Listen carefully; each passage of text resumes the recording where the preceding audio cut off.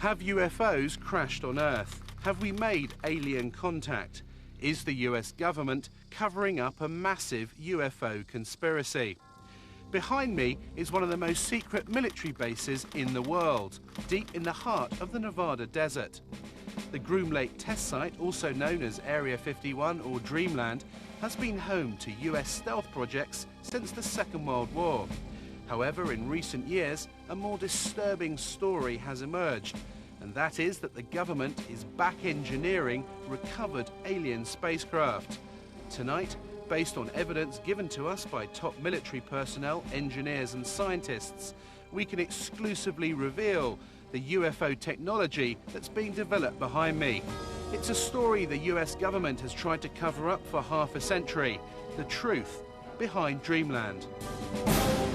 I am convinced, based on my research and the individuals whom I've had contact in the US intelligence community, that the US government does indeed have craft that meet the description of many of the UFO reports. The whole aim of the project was to take these craft, or the one in particular that I was working on, and try and duplicate its systems and subsystems with earthly materials. I'm convinced beyond doubt that we have recovered aircraft, alien vehicles, that we have made contact with aliens, that we are communicating with them in some way or form, and that we have vehicles and bodies in preservation. I was at that moment standing on the deck of the radar van. It was nighttime, and I was looking up in the sky because there were saucers up there. Were there any alien bodies recovered? No bodies. There were 4 live, feeling good guys. 4 live extraterrestrials? 4 live, feeling good extraterrestrial type individuals, yes. They are here, whoever they are, wherever they came from, whatever they're doing. Other intelligences are messing around on our planet. I think that too many people's butts are on the line with this, that they lied to us too long, that a lot of people have stolen legitimate national security money to keep this cover-up going, that they have perpetuated disinformation schemes on the American public, probably on the British public. The Air Force knows that there was a crash saucer, there were alien bodies recovered, that there have been aircraft that have gone up to chase UFOs and have not come back. They know that we're dealing with the biggest story of the millennium. Set on a remote dry lake bed 80 miles outside Las Vegas, Area 51 is just one part of the massive Nellis Air Force Base, which is roughly the same size as Switzerland. It was commissioned by President Truman in the 1950s as a top-secret location to develop and test America's new generation of post-war aircraft. In the technology fever of the 1950s, the base soon became home to the most exotic flying craft of its day. More recently, it is where the F-117 stealth aircraft was developed and test flown.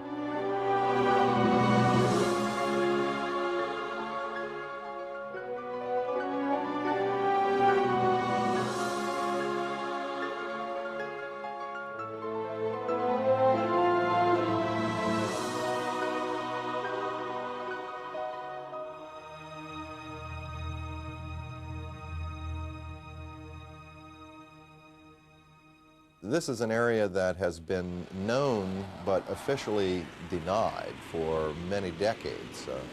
We go back quite a ways into the 40s and 50s with the development of the U-2 spy plane, the SR-71. All of our super secret aircraft have been developed and test flown out in this particular area.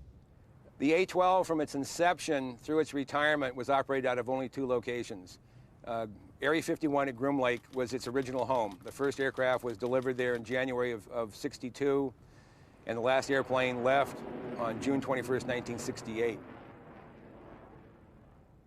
The US Air Force denies that Area 51 exists, despite footage of the base and Russian satellite photos that we have obtained, which clearly show hangars and a huge runway stretching across the lake bed.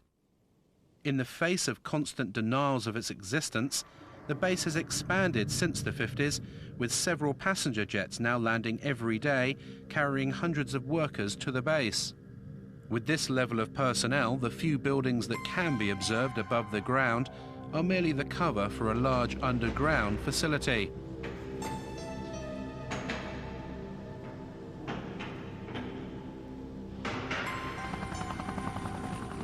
Security at the base is unprecedented and secrecy is paramount.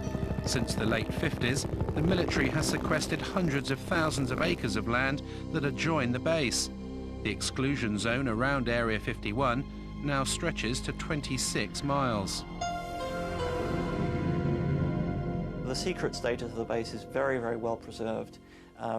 And even if people are talking about the operation of the U-2s back in the 1950s, 40 years ago, they're still not allowed to identify the base by name or by location. All they can say is it is a remote facility. This place is an old anachronism from the Cold War. This is a place that harkens back to the old days, and because the military is continuing to treat it as a top secret facility that doesn't exist, it attracts attention. Naturally, everyone wants to know what goes on here.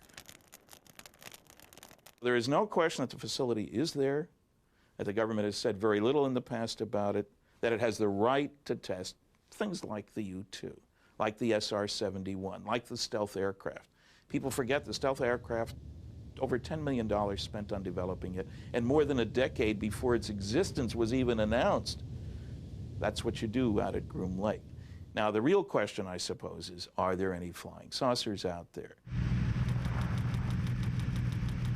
We took to the skies to see the base for ourselves. Flying at an altitude of 10,000 feet, we edged to within 1 mile of the restricted zone. Having made contact with the tower, we soon found out how seriously Area 51 guards its airspace. Remain on the 4375, good off right, take you back up in a few miles. We're just curious, is there any activity today out at the Groom Lake area? Any activity where, sir? Out at the Groom Lake area. Lake Mead 60, I don't have any of that information available. Dude, L control on guard. When working Reveille Mola squawk altitude, acknowledge with an IDID. The Nellis approach controller now is just getting a little concerned that we're getting close now. We've just been buzzed by 2 F-16 fighters. They passed our bow at about 800 to 1,000 miles an hour. These guys aren't messing around. They don't want us to be here. In fact, there's another one just gone by the bow there. They're either trying to get us out of the area quickly or force us to land.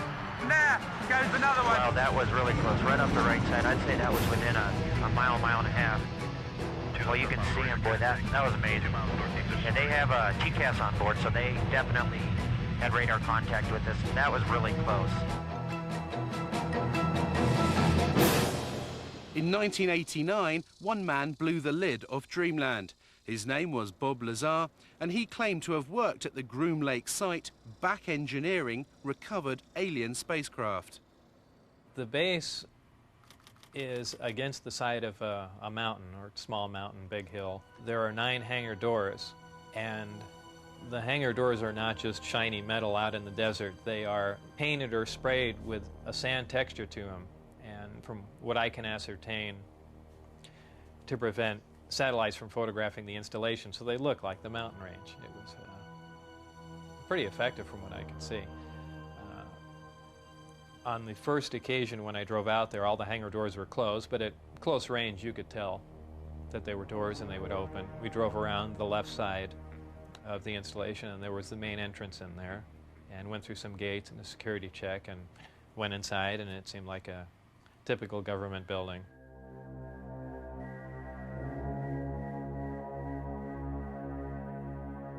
The work that I did basically entailed back engineering the power and propulsion system, and I opted to start with the power, the reactor that ran the craft. With the clearance that I had, that was known as Majestic clearance, there were only 22 people at S4 with that clearance to work on the craft.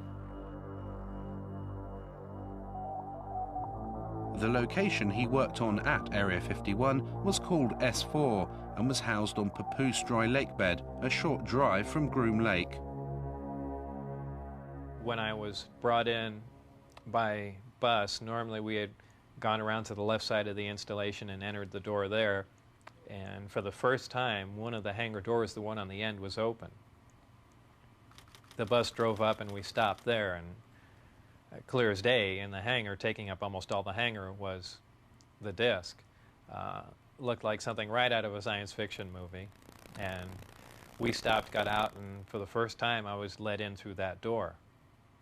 And as I walked in there, I thought, well, this is the new advanced aircraft we've been working on, and this is why people keep seeing flying saucers, because it's ours and we've just been testing it probably for all these years. And when I walked alongside it, I ran my hand on it. I say it's metal because it was cold, so I just assume it was some sort of metal. And in fact, by the hatch that was taken off, there was an opening there, and it had a little backwards American flag stuck on it. So I was positive it was something we had manufactured. I was allowed on the craft on one occasion to see the placement of these systems in case it was important to their operation. So I was, of course, escorted in the craft, and it was obviously made to be piloted by something smaller than the average human being. Very cramped in there.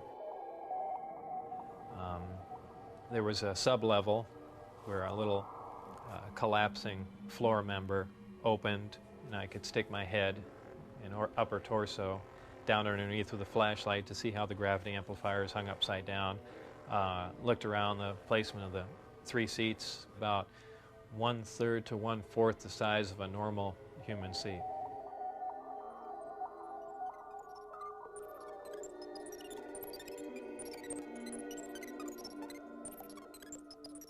At one point when I was in the craft, one of the archways became transparent. There were some technicians working on something else that I had no knowledge of. So, and also something began to scroll up on the screen. So it might have been possible that the skin of the craft, whether under electrical influence or something else, could at times become either transparent to look outside, or be used as some sort of video screen. That was pretty amazing. When I went outside and looked at it, it looked as if it was just a plain piece of metal again.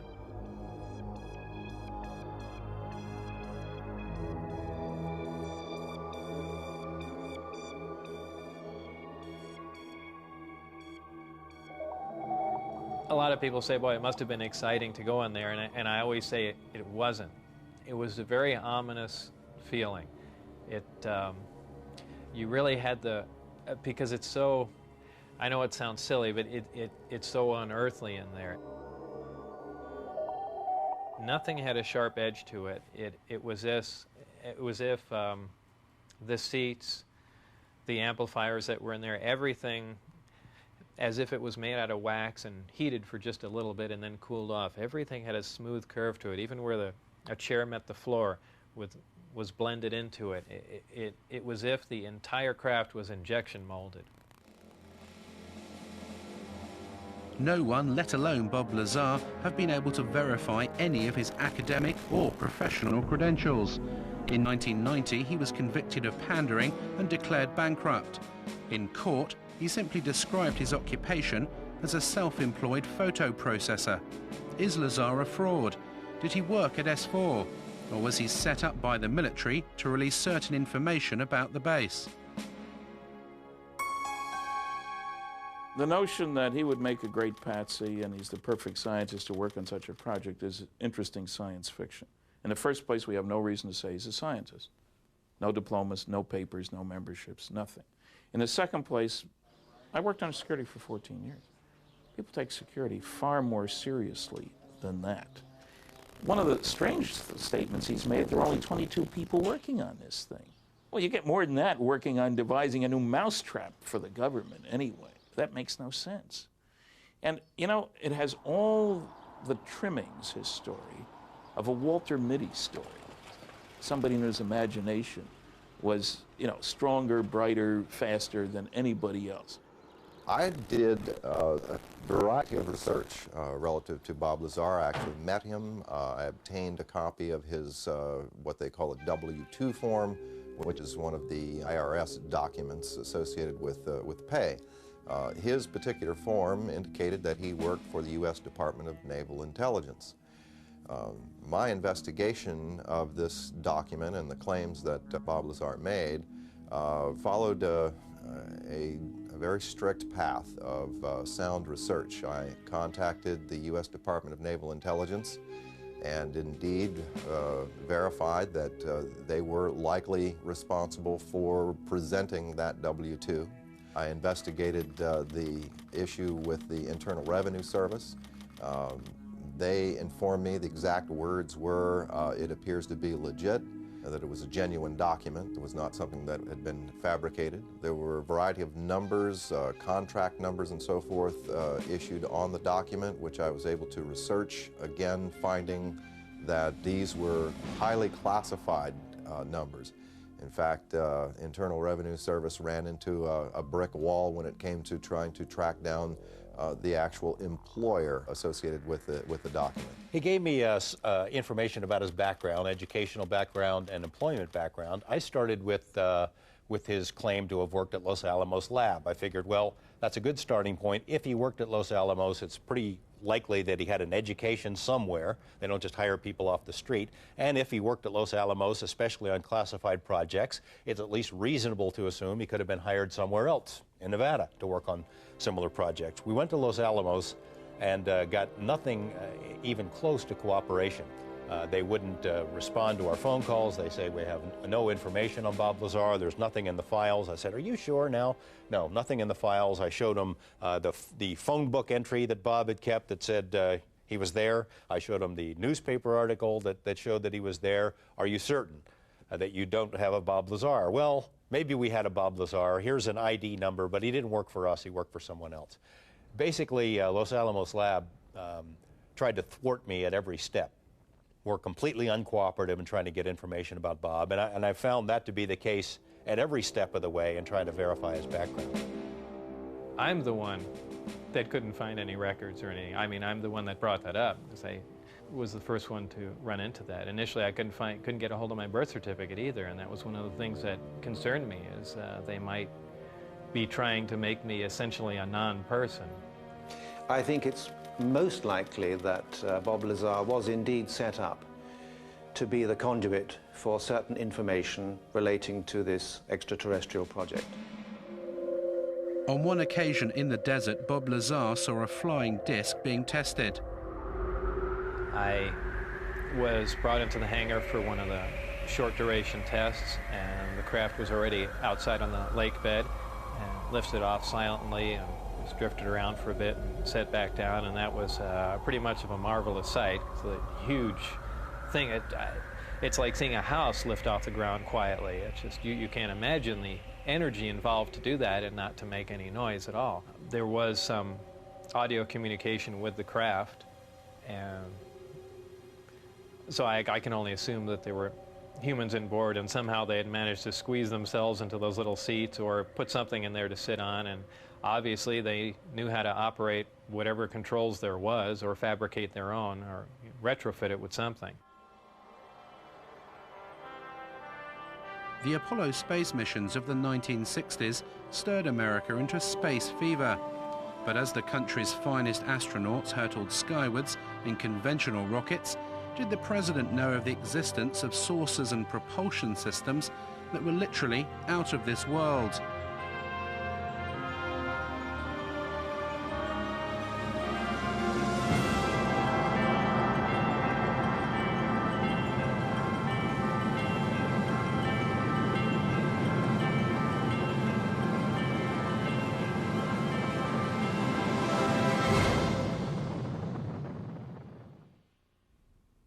Dr. Edgar Mitchell of the Apollo 14 mission and the sixth man to walk on the moon has carried out extensive investigations of the alleged saucer crashes, as well as the question of alien contact. He met Lazar in 1991. I tend to believe that his basic story is true, that he was to expose to what he thought were alien craft and attempts to engineer and back engineer. I think that his explanation of what's going on and his theory that he's utilizing is probably not on target. What I think is credible is the fact that he was there. Since the Roswell incident in 1947, that there was a cover-up, that was a valid incident, and that there has been an active investigation program, reverse engineering program, and cover-up associated with that since that time.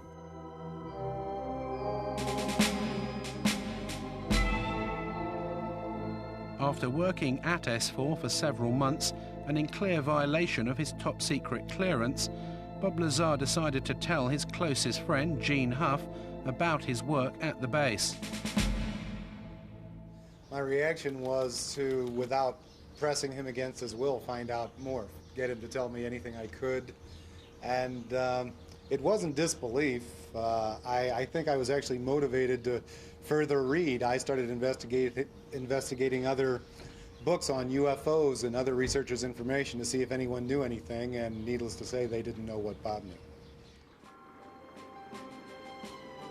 1 month later, in March 1989, Bob Lazar went one step further. He decided to take his friends to the desert and show them a flying disc test. I had remembered most of the days and times of testing. So I believe it was 8 or 9 o'clock on a Wednesday night, somewhere in March '89, I believe. We went out with Gene Huff, my ex-wife, and John Lear. Shortly after the flight time that I had recorded, white light came up off the ground and hovered, and then began doing radical step maneuvers and darting from one side of the sky to the other, doing some impossible flight characteristics. But at times the craft had glowed tremendously bright, where we thought, being miles and miles away, we thought there was something wrong and the craft was going to explode, so much so that we all got behind the car. It actually came closer. It came down the mountain range toward us to where we could actually see it was elliptically shaped. It looked like something that, it's strange to explain. It looks like an explosion that starts to explode and stops and doesn't explode and dissipate. That's how bright the light is. Your brain interprets it as an explosion about to happen. On his third visit with his friends to observe the discs at night, Bob Lazar was arrested. He was taken to an unknown location for interrogation and never returned to Area 51. They threatened my wife. They threatened to kill my wife. They said they'd stop at nothing. They said they thought they made that very clear. They couldn't believe that I had taken anyone out there to show them that, much less left with information like the flight test data, and wanted to know what else I had said, who else I had told specifically. Security agents from the OFI, the Office of Federal Investigation, had been witnessed doing random security checks at his house. There was almost no question in anyone's mind, anyone in Bob's immediate life who talked with him on the telephone, that his phone was tapped. I mean, strange things would happen on Bob's phone and really continue to this day. Dennis Mariani, who was my supervisor, called, and all he said was, "Do you have any idea what we're going to do to you now?" And that was the end of the phone call. They were crazy. They really were. They were completely out of control. When you go to work out at those locations, you sign away your constitutional rights. You sign a piece of paper saying that if you violate your security agreement and you discuss programs that you're working on without a trial, without right of appeal, you're going to go to Leavenworth Federal Penitentiary for 20 years. That's a real big incentive to keep your mouth shut. We had an engineer who worked at this TV station who, before he was here, had worked at Area 51 and had seen one of these craft under a tarp. Walked into a place he probably shouldn't have been. I arranged to do an interview with him. He lives in another city, in another state. He agreed reluctantly as long as I would block out his face. Well, we make the arrangements on the phone. The interview is supposed to happen the next day. He gets up, goes to work. There are two men in a car outside of his house talking into a radio. They follow him to work. When he gets out of work, they follow him home. No interview. I mean, it happened again and again and again. Same scenario. It has been very difficult to talk about this. It's almost like every time I relate the story, it gets a little easier. But when I first started talking about it, it was like my mouth didn't even want to form the words, and the sound didn't even want to come out of my throat. So I can only guess from that there was a very strong suggestion given to me not to talk about this, not to remember it, and if I did remember it, not to ever talk about it to anyone. This man is a 71-year-old mechanical engineer who, like Bob Lazar, claims to have worked at Area 51. He started working there in the 1950s on a flying disc simulator built to train US pilots. He said he's been given permission to talk to us about certain specific aspects of his work, but asked us not to reveal his identity. We received a disc from extraterrestrials. This particular one that I had to work on, or did work on, was from the Kingman crash. And that was later on taken to a Nevada test site where, at the time, I didn't know. Were there any alien bodies recovered? No bodies. There were 4 live, feeling good guys. 4 live extraterrestrials? 4 live, feeling good extraterrestrial type individuals, yes. And where were those 4 extraterrestrials taken? Initially, they were taken to New Mexico. And then several months later, they were taken to the Nevada site. One of the things I worked on was a flying disc simulator to train pilots to fly this strange-looking craft designed for humans to fly, not for any extraterrestrials to fly. His most fantastical claim was that he worked at Area 51 with an alien codenamed J-Rod for 16 years on this simulator project. J-Rod is a gray alien, about 5'4".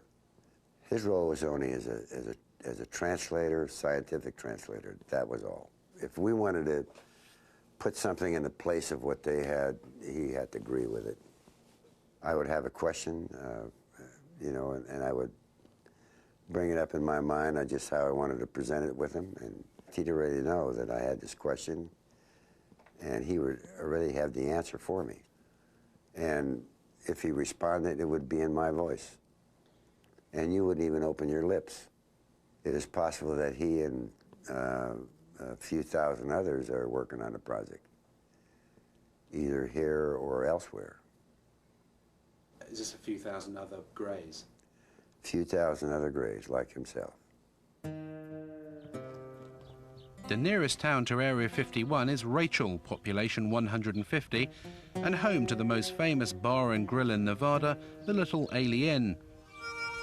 The local residents have seen their highway truck stop turned into the UFO and ET Center of America. Tourists flock to Rachel to scan the skies in the hope of having a sighting. For all the hype, the sightings of bizarre lights in the sky do continue. Local resident Chuck Clark has had many unexplainable sightings. The most remarkable sighting that I've had in the last 3 years took place 2 years ago, February of '93. I watched a glowing object ascend vertically from the area south of Area 51, where S4 would be located, hang motionless in the air for about 10 minutes and then slowly start to descend. All of this while I thought I was watching a illumination flare that was launched from a mortar tube. I can hear jets in the background. I'll zoom back a little bit. This is looking straight over Steve Medelin's ranch, right here off 375 highway. This is right over the peaks. Once it got down to the ridge line, however, it was in front of the hill that it had come up from behind. The hill was about 12.5 miles from my position. It came down to a few feet above the ground at the base of the hill, hovered momentarily, which is still consistent with what a flare might do in calm air, but then suddenly it shot off westward, covered 4.8 miles in 1 to 1.5 seconds, and stopped cold, also about 30 feet off the ground, hovered just long enough for me to get it focused in my binoculars for maybe 2 seconds, and then it vanished right in place. We've seen video of craft that were luminous, that would move across the sky as if it was skipping a stone across water, or sort of a sewing machine effect. What we see across the screen are a series of lights, of dashes of light, as the object moves from point A to point B. And a rather strange warping occurs that's very difficult to unravel until you go frame by frame and you begin to see what is actually occurring. Therefore, we are seeing what you might call a shadow effect of the propulsion mechanism at work.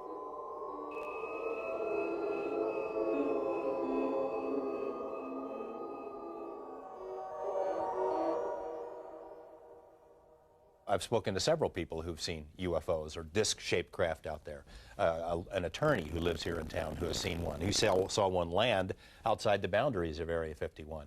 I've spoken to a very high-level managerial type who worked for a defense contractor out there for a number of years, from a very respectable, reputable family. His credentials are beyond question, but he doesn't want his name or face used, and he has seen them many times. There were a variety of craft that were all essentially generically sort of canister-shaped, I guess you would say. They were predominantly disc-shaped or rounded, like one of those Chinese lanterns or something or other. They appear to be colorful. At least they were multicolored in addition to the lights that seemed to be able to take on the light of the background. They could camouflage themselves somewhat in the sky by absorbing the blue light from the sky and the clouds.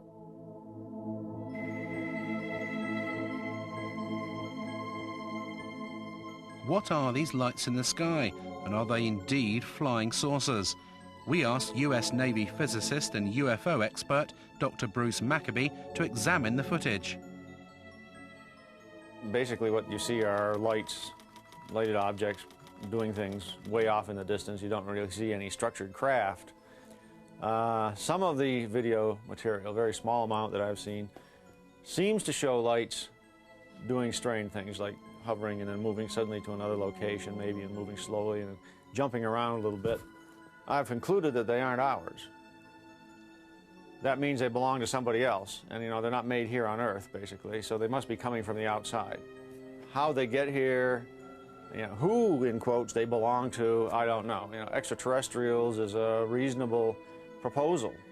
All the arguments that have been put forth that it couldn't be people from another star system in the galaxy or whatever because they can't get here from there, those arguments are not physically correct, because we could get there given enough time and money and desire to do it.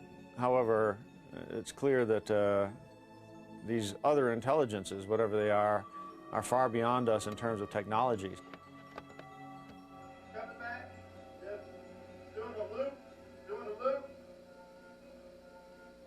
Now what I'm going to show you is a computer-enhanced version of what you just saw, and we're just going to look at the one portion where the UFO was appearing in the left-hand corner, going to the right, and then coming back again. That's all we're going to see. We're going to see it repeated over and over again. This part of the frame has been chopped out of the full frame. So I'll just let it run, and it goes back and forth, repeating. And if we stop it, and here's the shadow, and here's the UFO.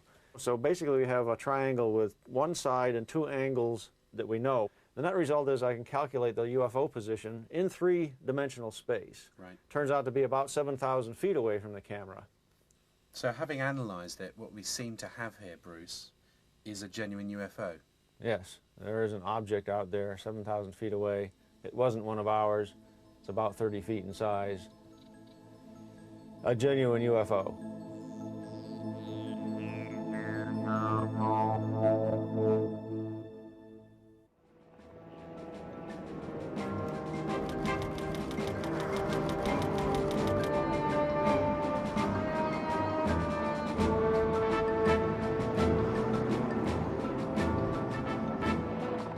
The security at Area 51 is formidable. The entire perimeter is surrounded by motion detectors and cameras. Armed guards patrol in jeeps and helicopter gunships are deployed to warn off anyone who challenges the borders. We headed out deep into the desert over 80 miles outside Las Vegas. Traveling down the recently renamed extraterrestrial highway, we'd come to see America's most secret base for ourselves. The only approach to the base is a dusty 10-mile track called Groom Lake Road. Anyone approaching the border can clearly be seen for miles, and as we've been warned, our every move was being monitored by the security patrols and cameras on the hilltops.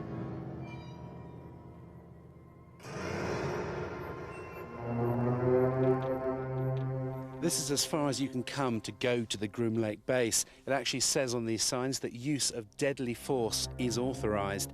There are security patrols all over these hills. They've been watching us for the best part of the last hour. There are motion sensors, security cameras, and if I did walk over this line, I would be immediately arrested, taken to the guardhouse and interrogated for anything up to a week.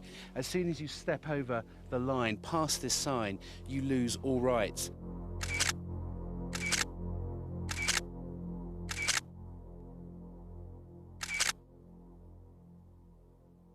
What's amazing to me, Glenn, is that the entrance here is so unassuming. They've got this rickety sign saying use of deadly force authorised, but you literally could, if you didn't know what you were doing, you just carry on straight into the base. That's the idea. You don't encounter any people here. If you went into the guardhouse that's there about a quarter mile in, you'd be arrested immediately because you've already passed those signs. They don't want to answer any questions, so they don't put any people in vulnerable positions. And as you come off the highway up there, the extraterrestrial highway, there's no sign saying Groom Lake. There's nothing, is there? No, I've put up a secret base sign up there occasionally. Secret base this way, but it doesn't stay up for very long. And on foot or in car, this is as close as you can get to Groom Lake, isn't it? This is physically as close as you can get. Unfortunately, you can't see anything from here at all. How far are we actually away from the base? We're about 13 miles northeast of the base right now. Right.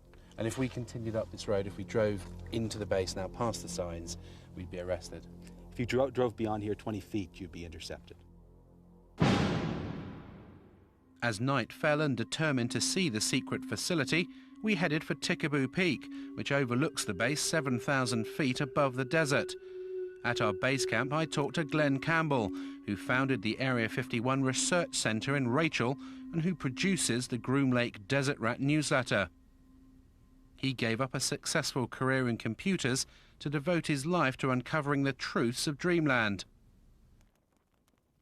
This is a large facility as big as the state of Connecticut. It's got lots of unknown, unexplored areas that you could store anything you want. Area 51 is only the best known secret base of a vast complex. They could house a lot of different things we don't know about. But there is actually no fencing, is there? Yet they know when you cross that line. It's simply marked by orange posts every few hundred feet. It's easy to wander across this line, but as soon as you do, they're going to detect you and they'll be right on you. This is a very harsh military border. It's not a place for tourists. Military has never said there are no UFOs. It's never directly denied any of the Area 51 stories. It would have been so simple when these claims came out, these Papoose Lake claims, for the military to simply say, look, we have nothing there. They could take a few reporters to this area and show them, nothing there. The military hasn't done it. The military has stonewalled. It has remained silent. And that's the most damning thing that they can do. At 3 a.m. we started our final ascent of Tikaboo. We needed to reach the summit before daybreak in order to see the base lit up for its nighttime test flights. Even at night, the roar of the jet shattered the silence of the desert.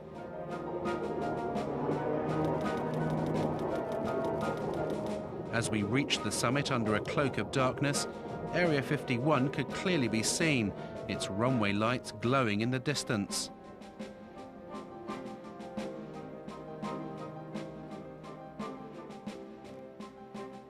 After trekking for several hours, we finally set up camp here, some 7,000 feet up.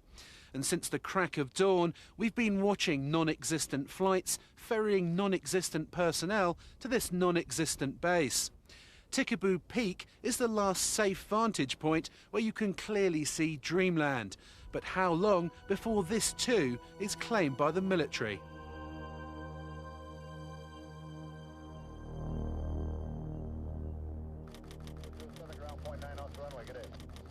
The Groom Lake mystery continues. We've followed the personnel flights out of the secret base, and they've landed here at McCarran Airport, just outside Las Vegas. There are apparently over a dozen flights every day, ferrying the personnel in and out of America's most secret base.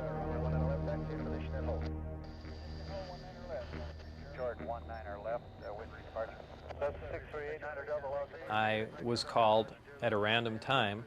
The operator would say, "Mr. Lazar, it's now 4:15 a.m. We expect you to be at McCarran Airport at 4:45. Your plane will be leaving at such and such time." I'd drive there, check in, board the plane, and the plane would fly out to Groom Lake.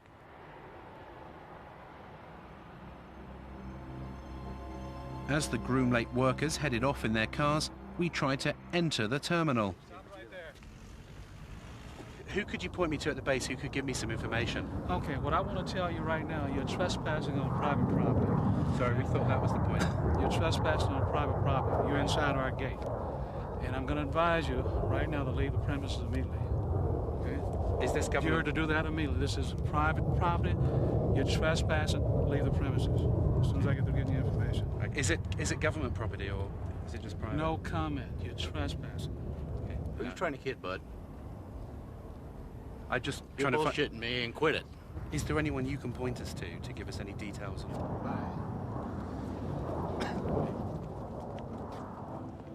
As we were ejected from the airport, yet another Janet flight left for Groom Lake. Reporting 737, wind calm, runway 1 and a left, Liberty Golf. Take that 19 left, early left turn. Roger, early left turn to 150, fuel south of sunset. 31. Janet 3, Janet 605, cross runway 25 right, kind of ground point 1 on the other side, good day. Our investigations have revealed that a private company is working with the US military at Area 51. We believe this is the company, EG&G Special Projects. It's worked for the last 50 years on top secret and sensitive projects with the US government, and it's said to control the Janet flights that take the workers to the base, as well as all the security and technical support for the back engineering of alien spacecraft. I did not work for EG&G directly. I was just interviewed in one of their facilities at McCarran Airport. A short time later, I was called back in for this new job at S4, and they had explained to me that it dealt with some sort of field propulsion system, and I was just under the assumption that this is an advanced type of aircraft that's being worked on, and I was excited about the position. You have to leave the private property. Okay. So they actually cut your camera off and please leave. Does it have any connection with the Groom Lake base? I'm asking you to leave the property. Does this company have any connection with the flights that leave McCarran?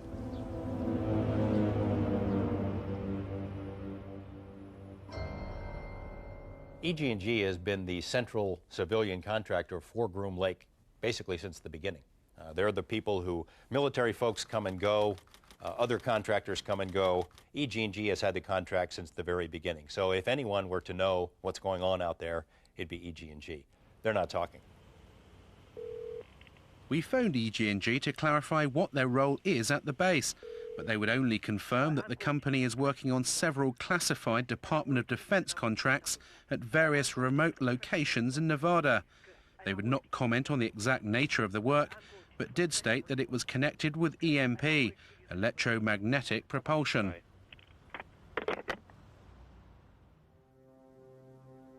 If recovered alien craft are buried deep beneath the Nevada desert, then the power to release this information to the public lies deep inside the corridors of Washington. As an intelligence insider said to me, the problem isn't obtaining the information, it's handling the truth.